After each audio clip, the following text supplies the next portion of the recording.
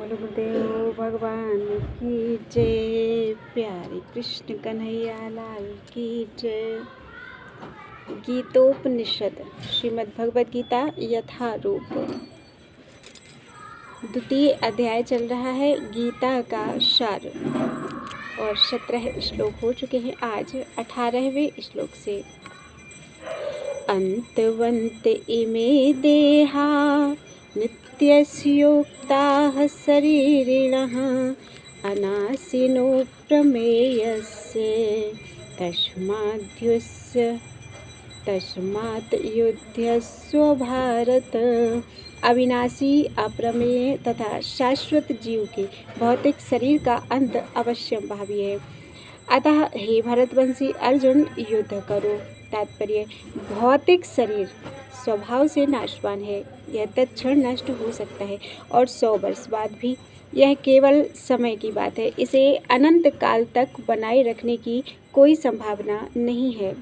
किंतु आत्मा इतना सूक्ष्म है कि इसे शत्रु भी देख नहीं सकता, मारना तो दूर रहा। जैसा कि पिछले श्लोक में कहा गया कि यह इतना सूक्ष्म है कि कोई इसके मापने की बात सोच भी नहीं सकता। अतः दोनों ही दृष्टि से शोक का कोई कारण नहीं है, क्योंकि जीव जिस रूप में है ना तो उसे मारा जा सकता है और ना ही शरीर को कुछ समय तक या स्थायी रूप से बचाया जा सकता है। पूर्ण आत्मा के सूक्ष्म कण अपने कर्म के अनुसार ही यह शरीर धारण करते हैं। अतः धार्मिक नियमों का पालन करना चाहिए। वेदांत सूत्र में जीव को प्रकाश बताया गया है, क्योंकि वह परम प्रकाश का अंश है। जिस प्रकार सूर्य का प्रकाश सारे ब्रह्मांड का पोषण करता है, उसी प्रकार आत्मा के प्रकाश से इस भौतिक देह का पोषण होता है। जैसे ही आत्मा इस भौतिक शरीर से बाहर निकल जाता है, शरीर सड़ने लगता है। अतः आत्मा ही शरीर का पोषक है। शरीर अपने आप में महत्वहीन है, इसलिए अर्जुन को उपदेश दिया गया कि वह युद्ध करे और भौतिक शारीरिक कारणों से धर्म की बलि न होने दे। य एनं वेत्ति हन्तारं यश्चैनं मन्यते हतम् उभौ तौ न विजानीतो नायं हन्ति न हन्यते। जो इस जीवात्मा को मारने वाला समझता है तथा जो इसे मरा हुआ समझता है, वे दोनों ही अज्ञानी हैं, क्योंकि आत्मा ना तो मरता है और ना मारा जाता है। तात्पर्य: जब देहधारी जीव को किसी घातक हथियार से आघात पहुंचाया जाता है, तो यह समझ लेना चाहिए कि शरीर के भीतर का जीवात्मा मरा नहीं है। आत्मा इतना सूक्ष्म है कि इसे किसी तरह के भौतिक हथियार से मार पाना संभव ही नहीं है, अर्थात असंभव है। जैसा कि अगले श्लोकों से स्पष्ट हो जाएगा, ना ही जीवात्मा अपने आध्यात्मिक स्वरूप के कारण बद्ध है। जिसे मारा जाता है या जिसे मरा हुआ समझा जाता है, वह केवल शरीर होता है। किंतु इसका तात्पर्य शरीर के वध को प्रोत्साहन करना नहीं है। वैदिक आदेश है, मां हिंस्यात सर्वभूतानि। किसी भी जीव की हिंसा मत करो। ना ही जीवात्मा अबाध्य है का यह अर्थ है कि पशु हिंसा को प्रोत्साहन दिया जाए। किसी भी जीव के शरीर की अनधिकार हत्या करना निंदनीय कार्य है और राज्य तथा भगवत विधान के द्वारा दंडनीय अपराध है। किंतु अर्जुन को तो धर्म के नियमानुसार मारने के लिए नियुक्त किया जा रहा था, किसी पागलपनवश नहीं।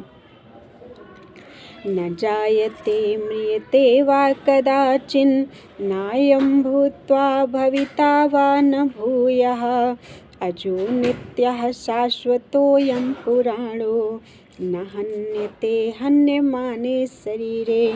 आत्मा के लिए किसी भी काल में ना तो जन्म है ना मृत्यु है।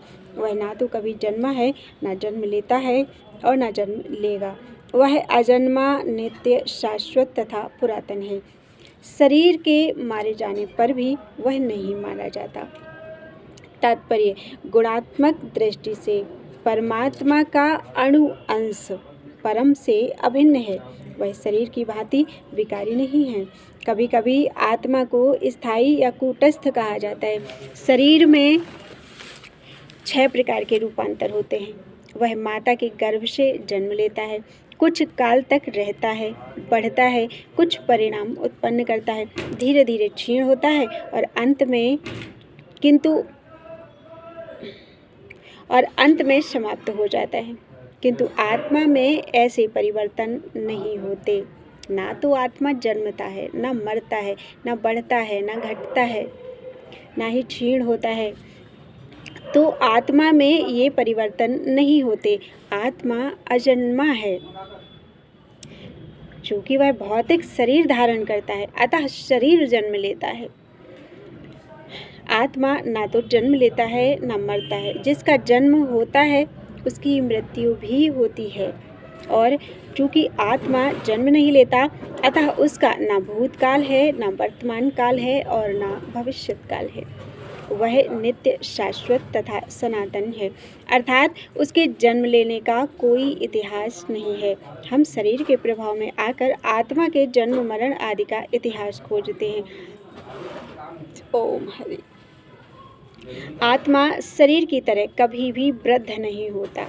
अतः तथा कथित वृद्ध पुरुष भी अपने में बाल्यकाल या युवावस्था जैसी अनुभूति पाते हैं। शरीर के परिवर्तनों का आत्मा पर कोई प्रभाव नहीं पड़ता। आत्मा वृक्ष या किसी अन्य भौतिक वस्तु की तरह क्षीण नहीं होता। आत्मा की कोई उपसृष्टि नहीं होती। शरीर की उपसृष्टि संतानें हैं और वे भी व्यष्टि आत्माएं हैं और शरीर के कारण वे किसी न किसी की संतानें प्रतीत होती हैं। शरीर की वृद्धि आत्मा की उपस्थिति के कारण होती है, किंतु आत्मा के ना तो कोई उपवृद्धि है, ना ही उसमें कोई परिवर्तन होता है। अतः आत्मा शरीर के 6 प्रकार के परिवर्तन से मुक्त है। कठोपनिषद में इसी तरह का श्लोक आया है। न जायते म्रियते वा विपश्चिन्नायं कृतश्चिन्न बभूव कश्चित् अजो नित्यः शाश्वतोऽयं पुराणो न हन्यते हन्यमाने शरीरे। इस श्लोक का अर्थ तथा तात्पर्य भगवद गीता के श्लोक जैसा ही है, किंतु इस श्लोक में एक विशिष्ट शब्द विपश्चित का प्रयोग हुआ है, जिसका अर्थ है विद्वान या ज्ञानमय। आत्मा ज्ञान से या चेतना से सदैव पूर्ण रहता है, अतः चेतना ही आत्मा का लक्षण है। यदि कोई हृदयस्थ आत्मा को नहीं खोज पाया, तब भी वह आत्मा की उपस्थिति को चेतना की उपस्थिति से जान सकता है। कभी कभी हम बादलों या अन्य कारणों से आकाश में सूर्य को नहीं देख पाते, किंतु सूर्य का प्रकाश सदैव विद्यमान रहता है, अतः हमें विश्वास हो जाता है कि यह दिन का समय है। प्रातःकाल जो ही आकाश में थोड़ा सा सूर्य प्रकाश दिखता है तो हम समझ जाते हैं कि सूर्य आकाश में है। इसी प्रकार चूँकि शरीरों में चाहे पशु के हों या पुरुषों की कुछ न कुछ चेतना रहती है, अतः हम आत्मा की उपस्थिति को जान लेते हैं। किंतु जीव की यह चेतना परमेश्वर की चेतना से भिन्न है, क्योंकि परम चेतना तो सर्वज्ञ है, भूत, वर्तमान तथा भविष्य के ज्ञान से पूर्ण है। व्यष्टि जीव की चेतना विस्मरणशील है। जब वह अपने वास्तविक स्वरूप को भूल जाता है तो उसे कृष्ण के उपदेशों से शिक्षा तथा प्रकाश और बोध प्राप्त होता है, किंतु कृष्ण विस्मरणशील जीव नहीं हैं। यदि वे ऐसे होते तो उनके द्वारा दिए गए भगवद गीता के उपदेश व्यर्थ होते। आत्मा के 2 प्रकार हैं, एक तो अणु आत्मा और दूसरा विभु आत्मा। कठोपनिषद में इसकी पुष्टि इस प्रकार से हुई है। अणुरणीयान् महतो महीयान् आत्मास्य जन्तो अणुरणीयान् महतो महीयान् आत्मास्य जन्तोर्निहितो गुहायां तमक्रतुः पश्यति वीतशोको धातुः प्रसादान् महिमानमात्मनः। परमात्मा तथा अणु आत्मा दोनों शरीर रूपी उसी वृक्ष में जीव के हृदय में विद्यमान है और इनमें से जो समस्त इच्छाओं तथा शोकों से मुक्त हो चुका है वही भगवत कृपा से आत्मा की महिमा को समझ सकता है। कृष्ण परमात्मा के भी उद्गम है, जैसा कि अगले अध्यायों में बताया जाएगा, और अर्जुन अणु आत्मा के समान है जो अपने वास्तविक स्वरूप को भूल गया है। अतः उसे कृष्ण द्वारा या उनके प्रामाणिक प्रतिनिधि गुरु द्वारा प्रबुद्ध किए जाने की आवश्यकता है।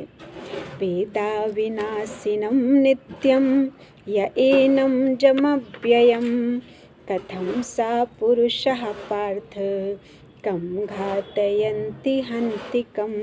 हे पार्थ, जो व्यक्ति यह जानता है कि आत्मा अविनाशी, अजन्मा, शाश्वत तथा अव्यय है, वह भला किसी को कैसे मार सकता है या मरवा सकता है।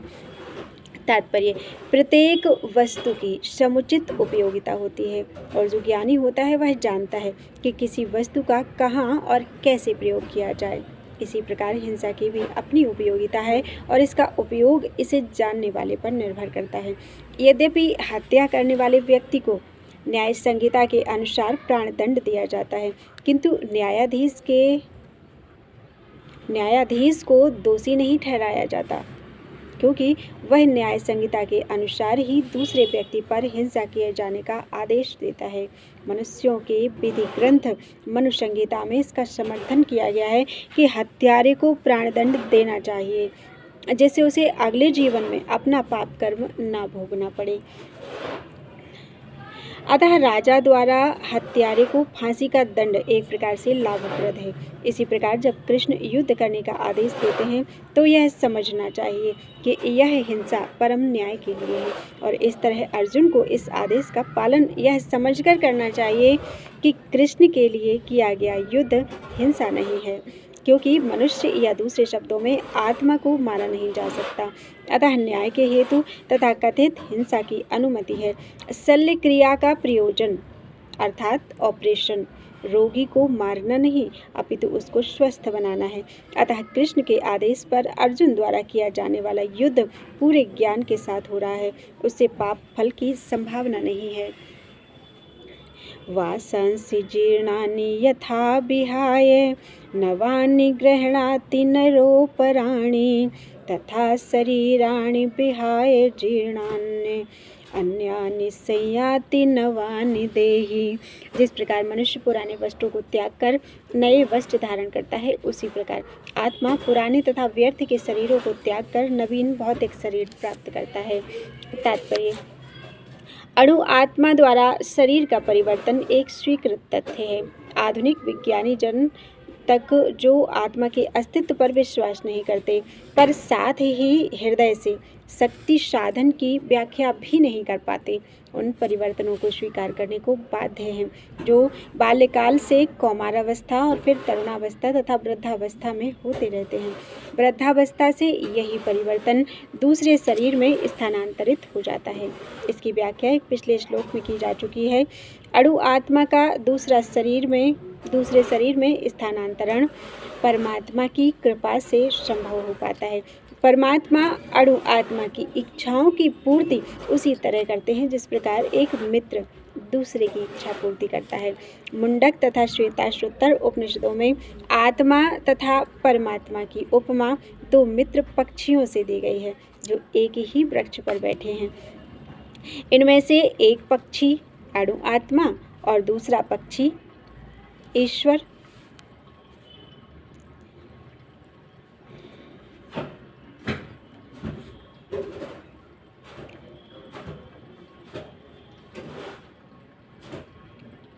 दूसरा पक्षी कृष्ण। तो इनमें से एक पक्षी अणु आत्मा वृक्ष के फल को, इस संसार रूपी वृक्ष के फल को खा रहा है। अणु आत्मा संसार रूपी वृक्ष के फल को खा रहा है और दूसरा पक्षी कृष्ण अपने मित्र को देख रहा है। यद्यपि दोनों पक्षी समान गुण के हैं, किंतु समान गुण वाले हैं, किंतु वही बात आती है, वो सागर हैं और हम उनकी बस एक बूंद हैं। तो यद्यपि दोनों पक्षी समान गुण वाले हैं तो सागर का ही अंश, किंतु इनमें से एक भौतिक वृक्ष के फलों पर मोहित है, भौतिक वृक्ष के फलों पर मोहित है, किंतु दूसरा अपने मित्र के कार्यकलापों का साक्षी मात्र है। कृष्ण साक्षी पक्षी हैं और अर्जुन फल भोक्ता पक्षी। यद्यपि दोनों मित्र सखा हैं, किंतु फिर भी एक स्वामी है, दूसरा सेवक है। अणु आत्मा द्वारा इस संबंध की विस्मृति ही उसके एक वृक्ष से दूसरे पर जाने या एक शरीर से दूसरे शरीर में जाने का कारण है। जीव आत्मा प्राकृत शरीर रूपी वृक्ष पर अत्यधिक संघर्षशील है, किंतु ज्यों ही वह दूसरे पक्षी को परम गुरु के रूप में स्वीकार करता है, जिस प्रकार अर्जुन कृष्ण का उपदेश ग्रहण करने के लिए स्वेच्छा से उनकी शरण में जाता है, ओम हरि, त्यों ही परतंत्र पक्षी तुरंत सारे शोकों से विमुक्त हो जाता है। ज्यों ही ईश्वर की या सद्गुरु की शरण ग्रहण की या कृष्ण की शरण ग्रहण की, तो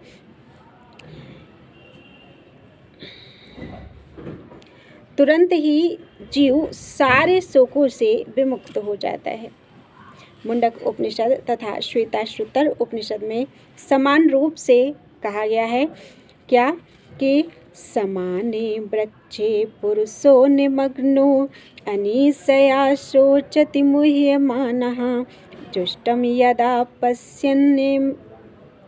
पश्यन्त्यन् अन्यमीशमस्य महिमानमिति भीति शोकः। यद्यपि दोनों पक्षी एक ही वृक्ष पर बैठे हैं, किंतु फल खाने वाला पक्षी वृक्ष के फल के भोक्ता के रूप में चिंता और विषाद में निमग्न है।